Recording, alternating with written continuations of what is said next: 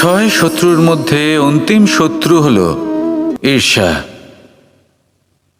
কোনো ব্যক্তি যদি জীবনে আমাদের থেকে বেশি উন্নতি করে, আমাদের থেকে বেশি সাফল্য লাভ করে, আমাদের থেকেও বেশি শ্রেষ্ঠ হয়ে ওঠে, বেশি গুণী হয়ে ওঠে, তাহলে কোথাও না কোথাও আমাদের মনে ঈর্ষাবোধ জন্ম নেয়।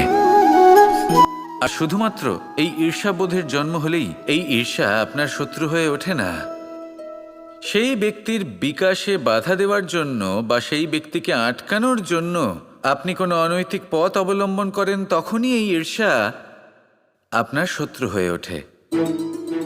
কিন্তু যদি এই ঈর্ষার দ্বারাই আপনি নিজেকে আরো বেশি শ্রেষ্ঠ করে তুলতে পারেন, আরো বেশি সক্ষম, আরো বেশি গুণী হয়ে উঠতে পারেন, তাহলে এই ঈর্ষা আপনার মিত্র হয়ে আপনাকে আরো বেশি শ্রেষ্ঠ করে তুলতে পারে। এইভাবে ঈর্ষাকে আপনি নিজের মিত্র করে তুলতে পারেন। এই ছয় বিকার বা বোধ বা শত্রু যাদের কথা আমরা বললাম, এদের আমরা নিজের বন্ধুও করে তুলতে পারি।